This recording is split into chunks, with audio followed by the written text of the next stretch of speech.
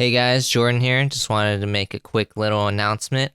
I'm going to be changing Jordan mode to banana mode because I'm a banana and people keep asking, why the banana suit? I think this will answer those questions, and I'm planning on doing street interviews and doing stuff outside as a banana. And I will be releasing episodes every Friday, once a week, instead of 2 episodes a week because it'd give me more time to make better content. So without further ado, let's get right into the episode.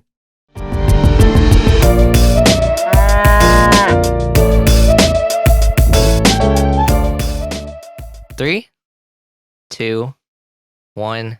Hey guys, it's Jordan. I'm banana. It's banana time. Is that a Shure mic? Oh my god, those are expensive. Holy crap. Okay, so today I have a guest who's probably been podcasting for way longer than I have. So I thought, why not have a nice chat? See what can come of this conversation. And I really should have asked her how to pronounce her last name, but let's welcome Dayna. Welcome to the show. Thank you. It's Pereira, by the way, and I have a feeling that shit's about to get bananas here, huh? I wouldn't say that, I don't know why you would go to that conclusion, but I actually did think it was Pereira. So now it's good that you've confirmed it. So thank you. Yeah. You're welcome. So tell me and tell everyone about yourself. Yeah, sure. So I've been podcasting. You're right. I've been doing it for 3 years now, I want to say. I have a couple of shows going on. How long have you been podcasting for? Probably 9 months. See, so you were right. I have been doing it longer than you, which is why I have this really expensive microphone. Yeah. Nice play. Yeah, so I host a show called Where's Our Participation Trophy, where we just kind of get into a whole bunch of different stuff. We just throw our opinions at the wall and see what sticks, and then at the end of it, we're like, well, we participated. Where's our participation trophy on that one? And then I host another one called the Dirty Little Secrets Club, and over there it gets a little raunchier, a little crazier, a little more bananas over at the Dirty Little Secrets Club. People send in their dirty little secrets anonymously to us, and then we get to discuss them and have some fun with it. Okay, so which one's more fun to do? Ooh, that's... You know what? I love them both so much. I really love Where's Our Participation Trophy. Like, I just feel like it's kind of that... happy medium of being able to discuss other people while also inserting some of, my own personal experiences into it. The Dirty Little Secrets Club can get really crazy sometimes. Like, it is like shocking sometimes, some of the stuff that people send in. Sometimes it's really good stuff. Sometimes, like last week, somebody found out that their husband had subscribed to some like rape fantasy thing. And I was like, ooh, that's problematic. Yeah, so sometimes it can be problematic over there. All right. Well, wasn't expecting that, but yeah, I take your word for it. So what do you define a participation trophy as? I like to say that if you are fucking waking up and just like giving it your best, even if you're not giving it your best, because sometimes, we can't be running at 100 all the time, right? Sometimes you need to sit down and take a breath and take time for yourself. But if you keep showing up, then you deserve the participation trophy. You might not be nailing it every time. You might not be first place, second place, third place, whatever it is. But if you continuously show up for yourself, show up for other people, even if you aren't the one that's hitting it out of the park every time, you still deserve your participation trophy. You just gotta, you're gonna have your good days and your bad days, and you just gotta keep showing up. Yeah. Okay, so I'm gonna counter argue that. I don't think they should exist. So here's why, right? You and half of the world. There's winners and losers, Dana. Okay? No, if there everyone is got a not. trophy, That's it would such not a matter. limited mindset. Okay, you know what? Explain your side of the argument. I want to hear more about. I want to hear your Too logic. many people put us into categories such as winners and losers, and that's just not the case. There's so much in between there that and whenever you put people into categories like that, you're the winner, you're the loser, you start to make people feel like their existence doesn't matter simply because they weren't the best at this particular thing. But the fact of the matter is, you don't gotta be the winner all the damn time. And if we're being honest about it, the winners are usually the most miserable because they're focused, that all of their worth is focused on one particular thing that they are good at. And if they happen to not be good at that one day, then there goes their worth straight down the toilet. So I don't think that saying like, oh, you deserve a participation, like show up, you get the participation trophy. I don't think that we're like making wimpy kids out of it or anything like that. I think that we're giving people, the opportunity to say like, yo, I didn't quite nail it today. Shit happens, but I still showed up. So here's my participation trophy. I have to process all of that. So I hear what you're saying, right? I hear that you said successful people or winners, they can be miserable as well, right?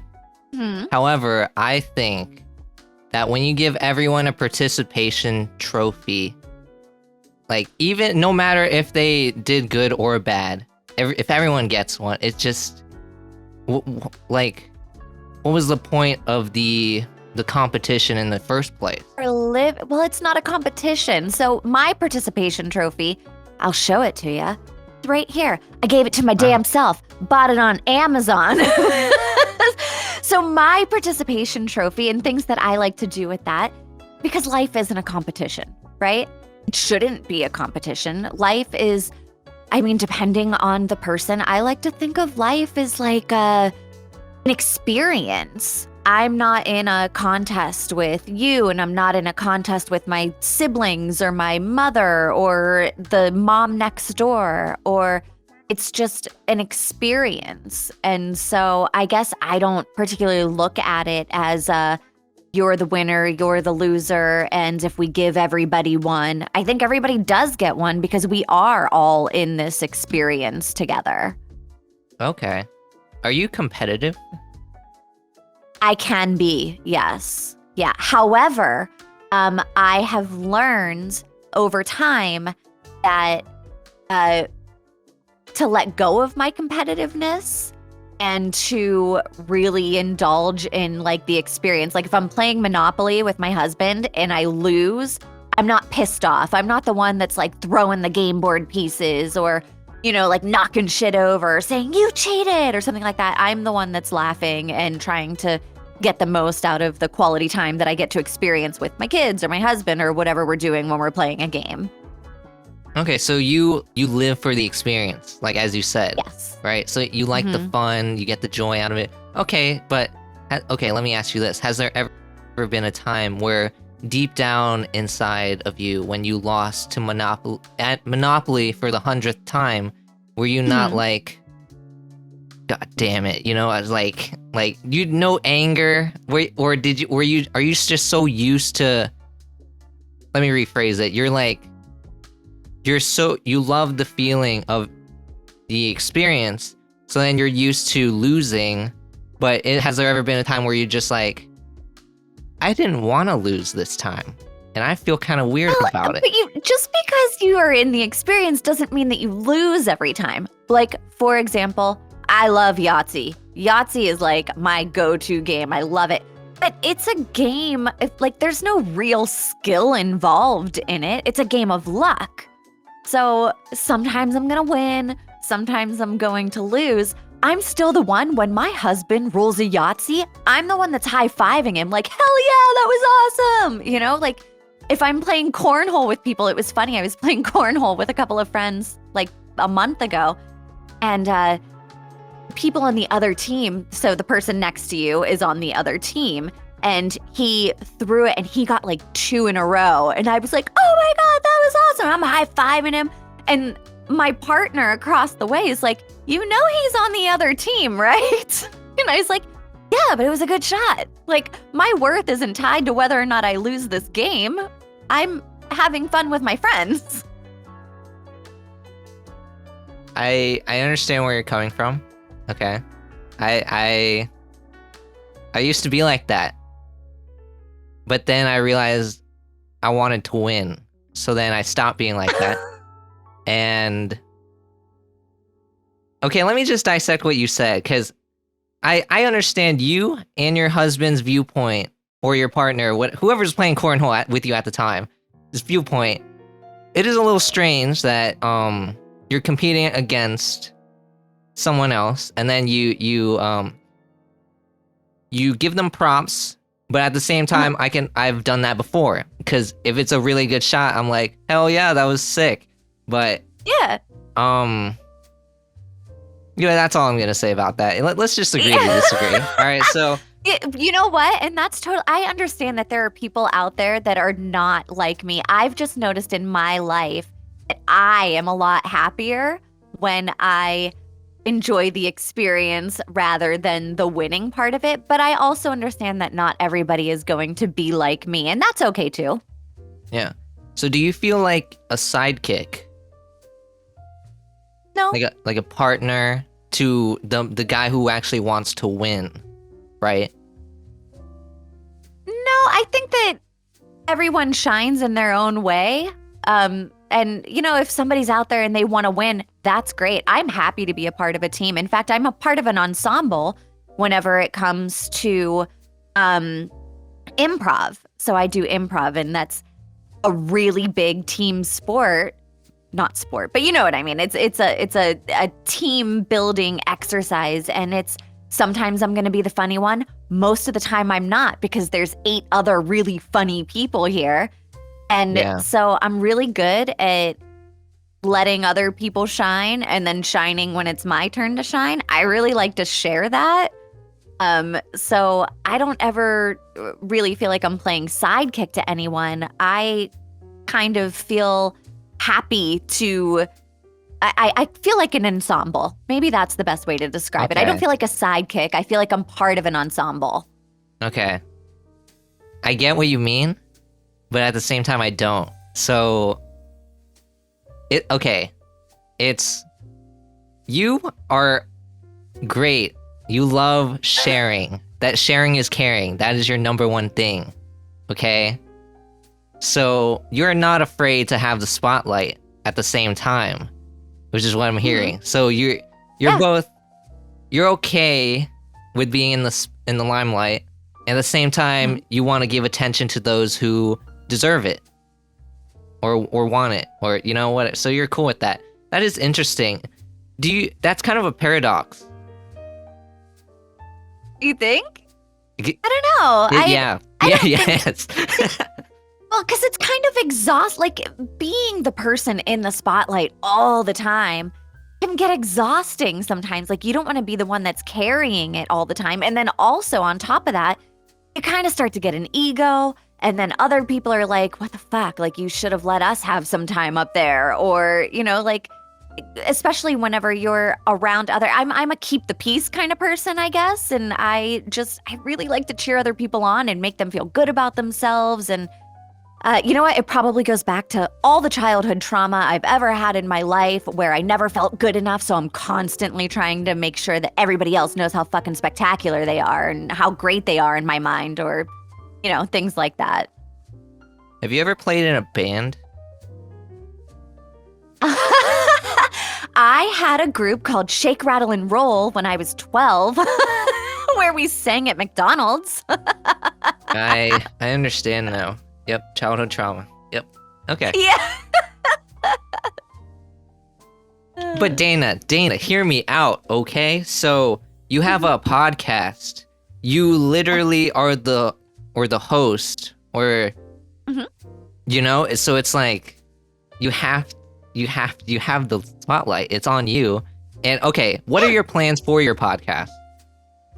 Like to grow huge? We're just going to keep rolling. Oh, we would love to keep growing. We've done so well already. It's pretty exciting with both of the shows. We've hit charts in the US, we've hit charts in Canada, we've Ireland and UK and New Zealand and Australia. And so the show has already done really well. And if it continues to grow, I'm really happy with it.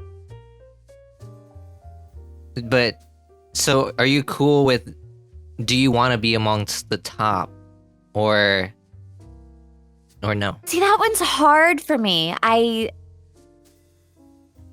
If it happened, I would welcome it with open arms. But again, my worth isn't really tied to it. So I don't need to be amongst the top of podcasters. Okay. I see where this is going. Okay. It all ties back to the childhood trauma thing. Okay, so you said that you're cool with winning or losing. It doesn't really matter because the experience is what you love about it. You're not defined. Your worth isn't defined by the winning or the losing. So you're okay, right? No, this just reminds me of back when I was like 10. I used to say the same thing. I didn't want to feel the pain of losing. So then I'd tell myself, yeah, that was this game doesn't really matter. Or well, because it's ego. It's all ego. And whenever you take ego out of a situation, it can't really hurt you like that anyway. You start to realize oh, if I lose this, what does that mean about me? Does it make me a bad person? No. If I win this, does it make me a good person? No. So it goes back to what is important to you and what makes you feel good. And so I don't know, I guess just for me, it's never been tied to am I getting 15 million downloads an episode? Or, it's never hit like that for me. Yeah. So when's the last time, if it ever, that it did hit? Just you got that feeling whoa, it feels good. I just hit 16,000 downloads or something. Yeah, no, I mean, don't get me wrong. It definitely feels good whenever that stuff is happening. I'm 40 years old, and whenever I think about stuff like that, you start to realize that there's going to be really high highs and there's going to be really low lows. And if you are constantly beating yourself up over the low lows, and that's where depression comes in and your low self-worth and all of that. I kind of take it all with a grain of salt. I'm not going to sit on my high highs for too long, and I'm not going to sit on my low lows for too long.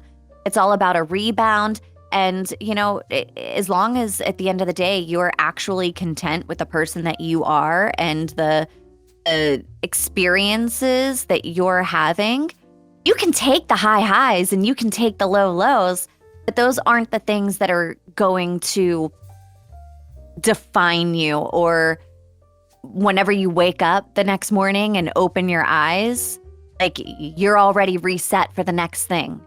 Yeah. You know what I mean? Yeah. Each day is a new start. No, I get what you're saying. Yeah. So I actually relate to you on the point that you don't really focus too much on the highest of highs or low lows when they come. You just kind of yeah, whatever it happened, you accept it. So on that, we are similar. However, we still differ on the fact that on the winning competitiveness, I'm very extremely competitive, okay? I'm not sure if you've noticed, but I'm a banana, so I guess I stand out. So, yeah. Why did you choose a banana? I'm curious. Because there were no other fruit costumes. No. Because it This feels like a very short shelf life of a fruit. Do you like bananas? Is it your fruit? Yeah, I do. Mm-hmm. Okay, what's your least favorite fruit? Ooh, my least favorite fruit. Maybe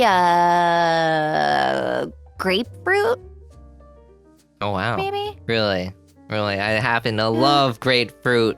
That's where we also differ. What about grapes? I like to put it in my juice though. I like them. I just think if I was going to pick my least favorite, it would be that one. Oh, true. True. You can still like something and have it be your least favorite. Yeah. Out of the group. Yeah.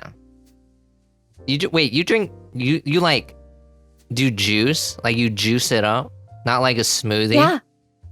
Yeah, like carrots and celery and grapefruit. I used to juice in the mornings, and that one was a really good one.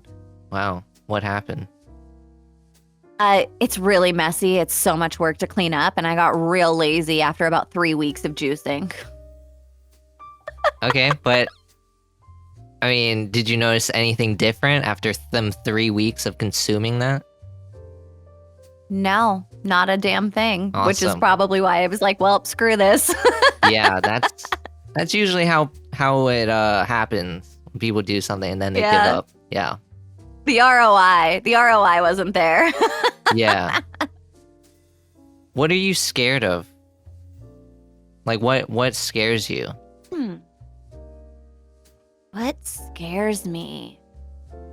I think my Competition. biggest fear. No, I don't mind competition at all. Losing a child is probably my That's a big one. biggest fear. Yeah, I think that one's up there.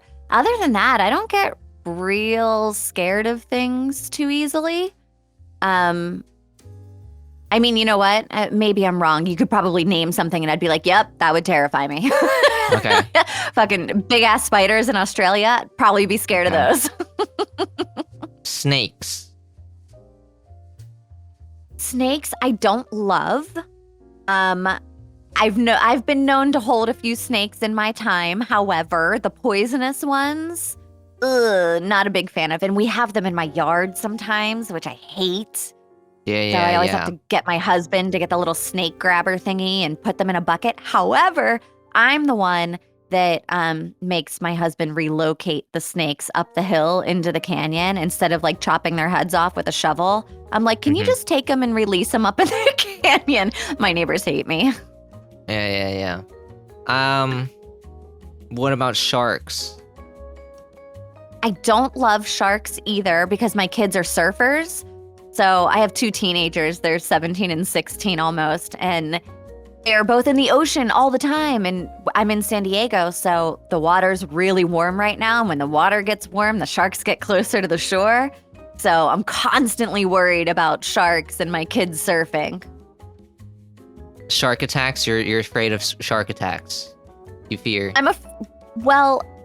I don't love, because my son will see them in the water sometimes. And Right. so I don't love that. I am not afraid of getting eaten by a shark personally. That is because I don't interesting. go that far out into the water. I don't put myself in that situation too often, so. Right. Okay, so that leads me to my follow-up question. Do you know how to swim? I do. Yeah, I love to swim. Okay. You like Yeah. pool? I You have prefer a pools? pool in my backyard. I'm in it all the time.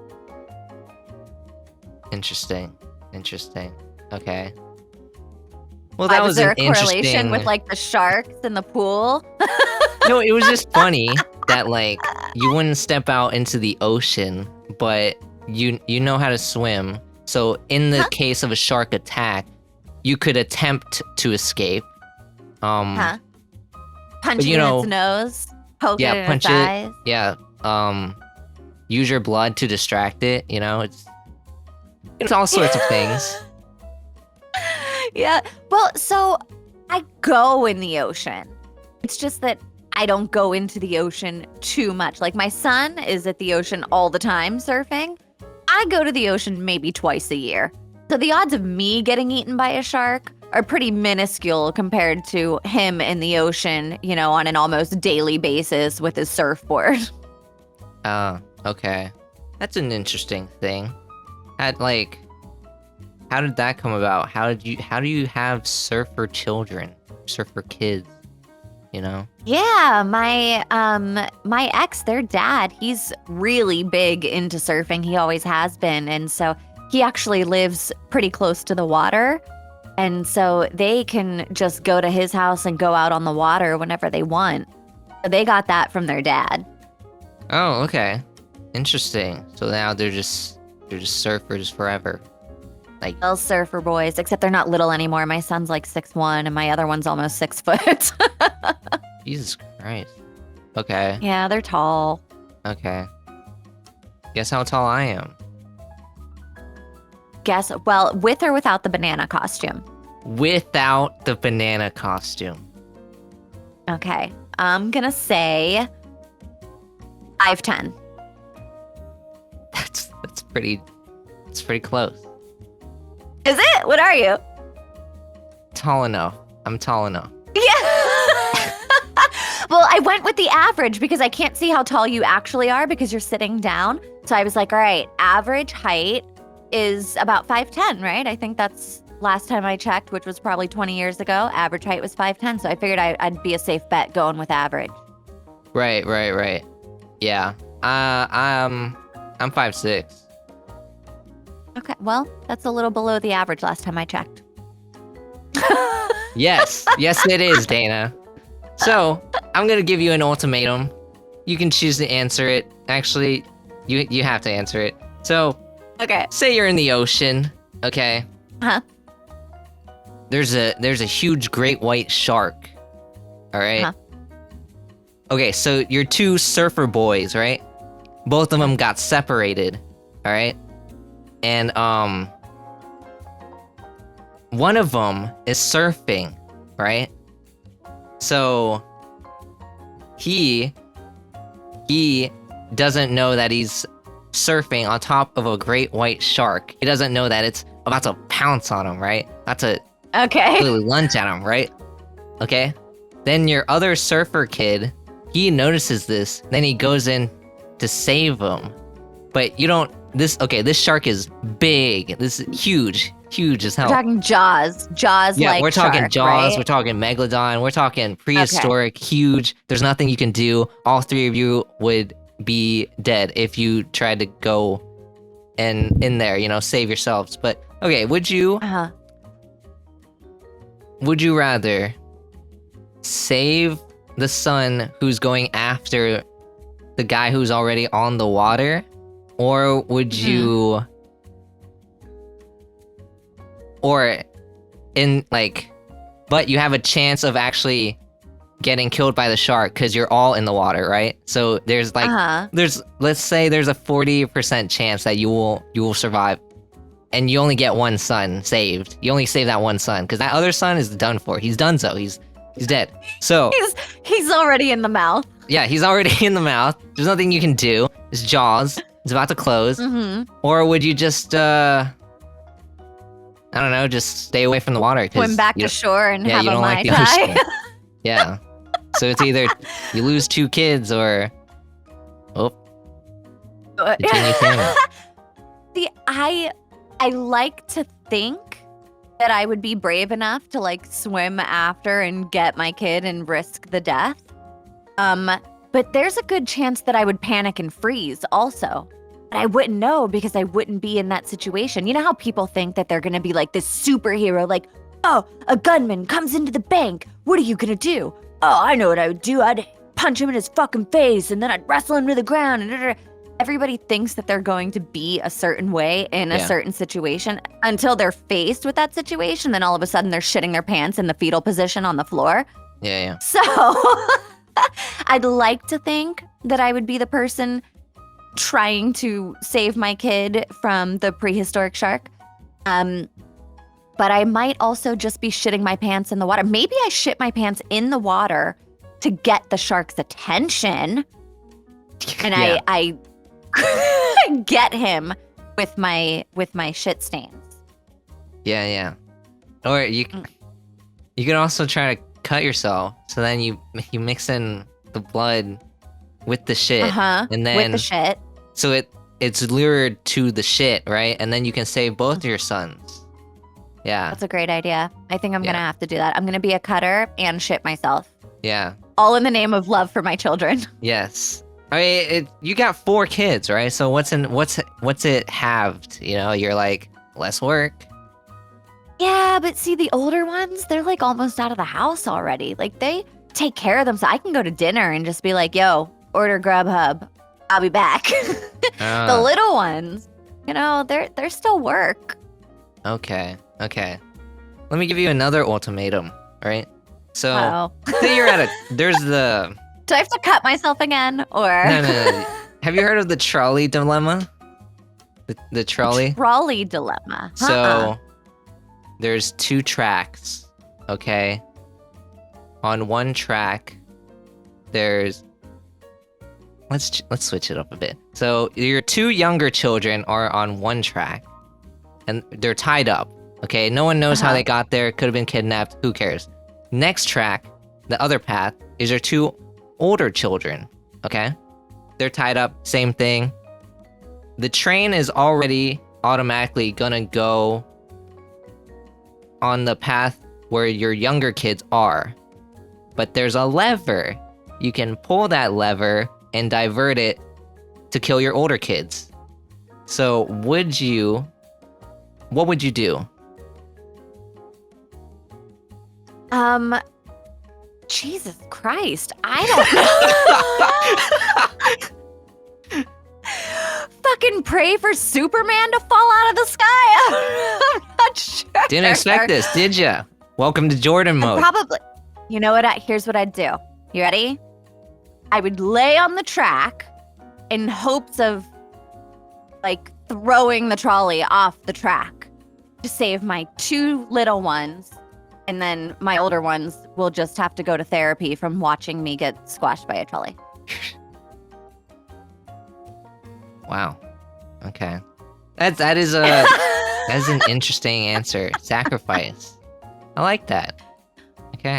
Yeah. Well, you know, I mean, they both have so my little ones have my husband and my older ones have their dad, and I feel like they'd be in good hands. So Oh, okay.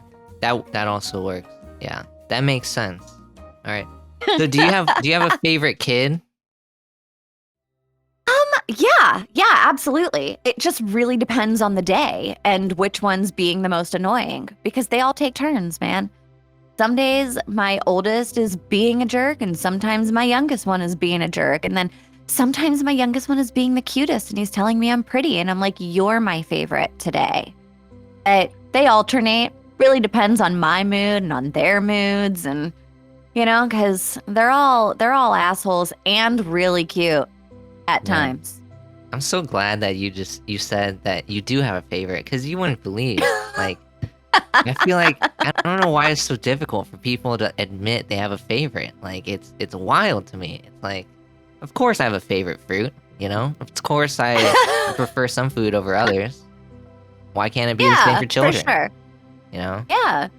And it can change too. Why can't it change? You know? Like, some days, everyone, I mean, I'm moody as fuck sometimes, just like my kids are moody too. So, you know, different days, different favorite kids.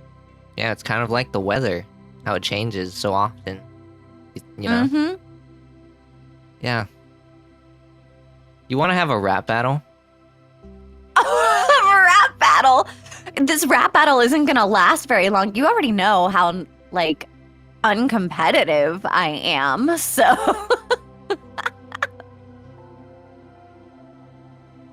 Go ahead, you start. Okay, cool. Perfect, I'll go first.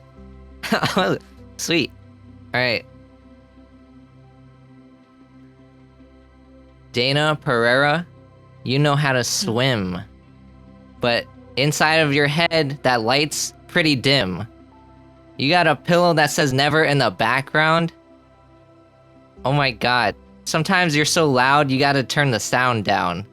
Just in general, in volume. I don't know how your kids stand you. Okay? Period. I don't know how your kids stand you. You have an expensive mic? It's fucking crazy. You have 2 podcasts? What are they called again? One's a trophy, and one's where you tell dirty sins. That's crazy. Yeah, very uncompetitive, very unconventional. I keep it real, like bread rolls. I'm done. All right, you win. See, that was great. Good job. You gotta go. Otherwise, it's just not fair, you know? Like, I offer everyone a fair chance. But I am letting you take that spotlight. That was awesome. No. I'm actually Dayna, really that's not how that impressed was. with your rhyming skills. No, you can't. Jordan mode. I hate What automatic a wins. thrill. I'm really impressed with your rhyming skill. Did that Okay. one work? Keep going. Keep going. Yeah. You're 5'6". That's below average. That's all I got.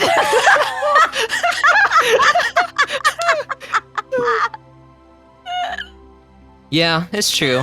I'll admit it. Yeah, this is factual that I'm 5'6". But I'm 5'3". Oh, I'm smaller than you are. That's it. this entire time you were 3 inches shorter than me. Wow. Hey, depending on who you talk to, 3 inches can be really big or really small. I think for everyone, it's really small. Yeah, okay. I think even if you went to Asia, if you went to Thailand, that'd still be pretty small. Yeah. Did you know that there's a guy in Florida, I believe, and he has the smallest penis on record. It is in the Guinness Book of World Records. Really? Do you have his contact info? Can I talk to him? I don't, but I was reading an article about him, and he said that he gets so much ass because every girl wants to see his little penis. And I was like, yeah, I would be the one that would be like, I don't believe you, let me see. Yeah. I want to see it. Dude, I'm trying to get in touch with him. Like, what the hell? Everyone's I trying wonder to if see his name, it might be in the Guinness Book of World Records. Like if you just look it up, smallest penis, Guinness Book of small World doll. Records.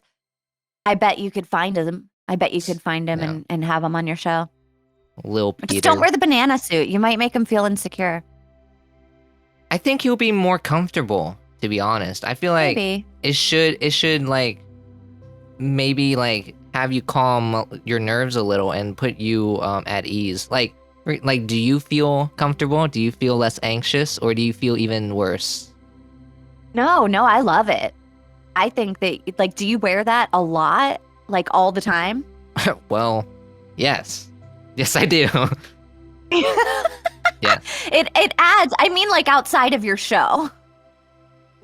Starting today, yes. Yes. Yeah, okay. Yeah. Yes, I love it. Yeah. I wanna spread joy like Disney does. Except this is my expression. This is my creative expression. Takes the form of a fruit called a banana. Low-hanging fruit. Really good. Really cool. Yeah. I like it. Although I would argue that Disney doesn't always spread joy. There's a lot of dead parents in Disney. That is Stockholm true. Syndrome. Yeah. So much sadness. Yeah. A lot of death and disheartening moments. But no one likes to talk about that because everyone's focused on the fun, Star Wars. There's a the catchy little superheroes. song. Yeah, exactly. But no one really knows, like, deep down, if they really analyze the movies, you know that it's more than just a kid's movie. Have you seen Coco? I have seen Coco, yes. Amazing movie. You know what? I like all of the Disney movies. However, as an adult, I can look back and see how problematic they all are. We actually did a whole episode on this when we were analyzing these Disney movies, and it's like, I mean, the dead parents, for one. There's just dead parents everywhere. But if you think about your favorite Disney movie, so many problems in all of them. Yeah, but I think that's also just like being an adult and looking back and just seeing like being like thinking about it critically, right? It's like with literally any film. Like you can look back at Star Wars, you can look back at Shrek, you can be like, what's he doing in me swamp? You know, it's like, what the fuck? Yeah. So I don't know. It's like the older you get, the more critical you get. But it shouldn't shy away from like you loving the movie though, because I still love Shrek. You know what I love? Kung Fu Panda. I love that movie. Oh, my kids are really into that movie right now. They've been watching that one, the little ones.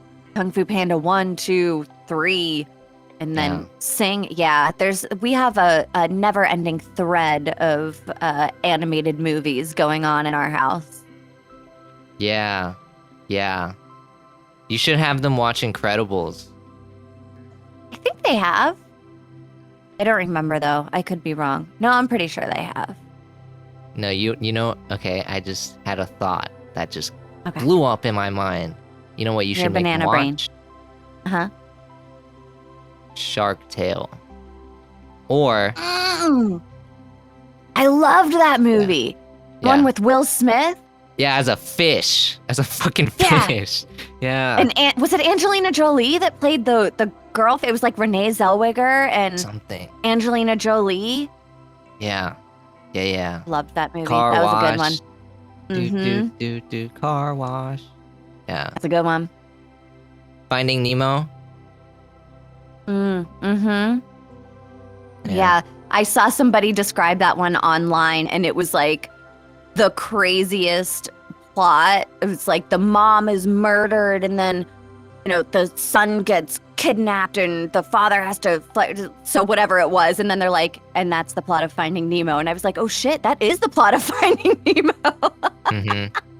But they turned it into like this whole like Liam Neeson like trailer. Yeah. But I mean, Marlin, okay, he went through trials and tribulation. He found his son, who was missing from the coral, or I think it was coral. Yeah. Went through a lot. What would you do if your child, one of your kids got kidnapped? That I don't know. I'd be devastated. I think probably police would be involved first and foremost. You wouldn't pull a Taken like Liam Neeson? Like, I can barely walk without walking into like a wall or something like that. I am very well aware of my skill sets or my lack thereof. So I could talk a big game probably. Actually, I probably couldn't. I just tried to rap battle you and I made it 2 lines in. So that probably isn't going to work out for me either. Plus, I don't sound very scary. I'd have to get one of those like voice contorter things that, you know, make you sound like the guy from Saw. Yeah. Okay, what about this? I don't think I'd be too scary. Let's do a Finding Nemo scenario. So okay, all right, there's a boat. Your surfer kids no longer know how to swim, but they're surfing, and then they fall into the water. They can't do anything. They're sinking. Would you go in there because you know how to swim and there's no lifeguards around? There's no one around except you, and you are their only hope. However... Oh yeah, I'd be in there. However... Uh-oh. There is a shark. But it's not a great white shark. It's like a little tiny, mako shark. One of those smaller ones. Would you still save them? You have a higher chance of survival. Yeah. Yeah, I'd still be doing it. Man, you kind of are like Disney. It's just you have to like take out the dead parents and insert the dead kids. Yeah. That's like your thing. People. Disney's the dead parents, but you're really on the dead kids. I'm just, yeah, you know what? Like, I see what's in front of me. Okay, I can visualize, and you know what I say? you don't really know what a person is capable of until Mhm. you give them like 100 like what if scenarios, or so yeah, you answered pretty interestingly, so nice.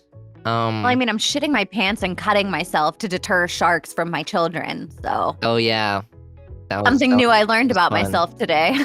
Yeah, but it's like you said, you say that, but in the moment, Who knows? who knows? Who Mhm. knows? Like reality might be you in that water, and your kids not even surfing, or so who knows? Okay, I have a question for you. Are you ready? Ready? What is your number one thing you like to do?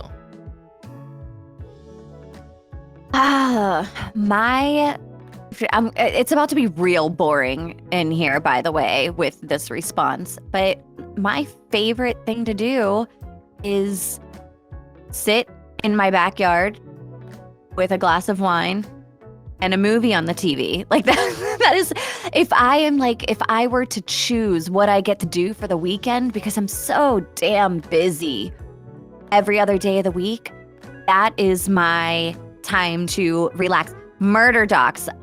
There's this show on Netflix called I Am a Murderer. Yeah. Killer, it's called. I will binge that whole season, just a bottle of wine outside on my porch with my husband next to me and just watching, murder docs or movies or Ozark or whatever other show we happen to be into. That's like my bliss. That's my happy place. Okay. That's not really that boring. I thought you were gonna say reading or something. So I do love to read. However, with 4 children, I've now had to switch to audiobooks. So it's like either podcasts or audiobooks all the time so that I can do all of the other stuff associated with children because I don't have time to just sit down with a book anymore. I do have time to sit down with wine and watch a movie though. So I guess I just threw myself under the bus with that one. No, but because it's Priorities. like you're turning your brain off to look at a screen, right? So numb out. Yeah. Yeah. You like cold like murder? You like shows that have murderers that talk about those? Yeah. What draws you? What draws you in? I've always been a fan of true crime, and I'm not an actual fan of the crimes happening. I think that because it's a fear, like something that is instilled into us since we're little tiny children with kidnapping and, murders, and you see these crazy things on the news and stuff like that. I think that that's kind of the way of facing it without facing it. Like, here's this really awful, fearful subject that scares the shit out of me.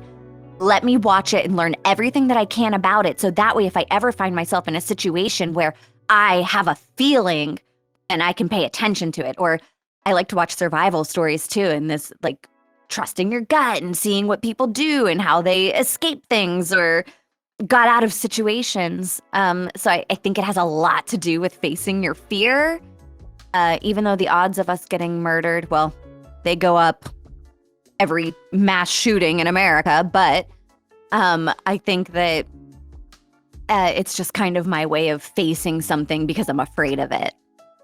Okay, so you're gaining experience by watching true crime television. Yet you don't. Do you know any self-defense? No, I'm not gaining experience from watching it. I'm just saying that I'm facing more of a fear of it and seeing how, like, for example, a woman jogging just recently was taken and they just found her body, not yesterday, I think they found her body. And it was a big news headline. And I was like, oh, I'd really love to know what happened there. This woman just got taken off of the street as she was jogging on her, morning run. And So it's stuff like that kind of intrigues me, because then it's like, oh, now you need to, if I don't run because fuck running, but if I did run, I would be like, oh, so now you have to run with somebody next to you, or you have to take different routes and, don't run with earbuds in and stuff like that. Like, there's all of these tips that kind of go along with the actual true crime event to, kind of help you avoid that from happening, but not necessarily the experience of it. But, just kind of like little tips here and there that you're like, oh, I could probably do this to avoid that situation. Right. No, I get what you're saying. So you're learning, you're gaining tips. And if it should ever, come to fruition, that one day you decide to start deucing again, start running, and... Right? Yeah. No, I get it. Because whenever I walk in the dark, I never have 2 earbuds in, because one, I'm always constantly on the lookout, and plus, in any situation, I'm gonna run like hell, so that's just my number one thing, just running. And I've always been really good at running. Okay, don't be surprised, it's true, it's a fact. I used to run a lot. All right, I'm confident that I can outrun any kidnapper. However, if it was like a van, then no, I'm being kidnapped. But I just accept it, like there's nothing you can do when there's a motor vehicle and you're just, so better have some running shoes because you're out of luck. Yeah. Be aware of your limitations. Yeah. This also goes for any room that I go into, okay? You have to be aware of your surroundings. You have to check if there's cameras. You have to check if any exits, like movie theaters. You know how they tell you at the beginning of the movie there's exits or whatever? After 30 minutes of previews, it's like, okay, if a fire or a gunman were to enter the theater right now, I could exit via the left or the right or the back. And that's very useful. You got to pick your route too. You have to figure out who's sitting where. Like if there's an elderly couple that's sitting like to the right of you, you're like, shit, okay, they're not going to be fast, so I'm going to have to go this way. Yeah. Okay, that's true. I like that. I like how you thought about that. You didn't think of them as shields. You thought of them as just leave them alone. I like that. I respect that. Yeah, I'm definitely not going to hide behind them as a shield, but if I need to get out of there, I'm probably not going to make them the leaders. Yes, exactly. That's what I'm saying. If they're bad at driving, if they're so slow at driving, you can't expect them to move fast. Yeah, just gotta be aware. Yeah, so I like how you think. All right, we should form a team, and yeah, basically check your surroundings, check your right and your left, and before you cross the street, of course. Okay. So. Okay. Well, Dayna, what do you want to tell the world? Man, what do I want to tell the world? Eat your vegetable. No, I'm just kidding. What do I want to tell the world? I want to tell the world that if you would like to go and listen to our comedy show, you can find Where's Our Participation Trophy on all of the podcast platforms and YouTube. And if you have some dirty secret kinks that you have, then you can also find the Dirty Little Secrets Club available on all the podcast platforms and YouTube as well. Wow. You heard her, Dayna Pereira, host of 2 podcasts. Yeah, you nailed the last name, by the way. Good job. And a great sharer of everything. I will let you have the spotlight just as soon as I'm done. Yeah, that is... Okay, that one last question. You just brought it up. Do you consider yourself humble?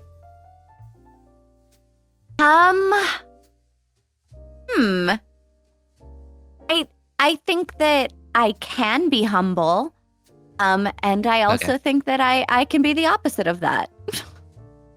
Right. So it changes Mm-hmm. depending on the mood. the day. Situations, moods. Yeah. Yeah. Interesting. Well, with that being said, thank you for listening to this episode of Jordan Mode. This has been a delightful podcast. What even is a podcast? It's just a conversation between two or more people. Follow Dayna everywhere. Do you have social media? I do. Instagram and Twitter. You can find me at Trophy Wife Dayna, and also on TikTok with the same handle. Okay. You heard her, fellas. Everyone. Wait, what is your audience, by the way? Who do you think listens to your podcast? It's mostly men. Okay. So any men who are for some reason listening to this episode, I think we're 60% men, 40% women was the last one that I checked, yeah. Wow. Isn't that ironic, you know? Yeah. I would not imagine that. Because I feel like my podcast, I feel like it's filled with winners, you know? So I mean, we have differing audiences. It only go up from here. Okay. So yeah, thank you for listening to this episode. I always hated doing outros. Follow her, Trophy Wife Dayna, TikTok, Instagram, Twitter, I think. Yeah. Okay, we're going with it. And follow Jordan Mode, Instagram. That's it. And it's been a blast. See you next time, everyone.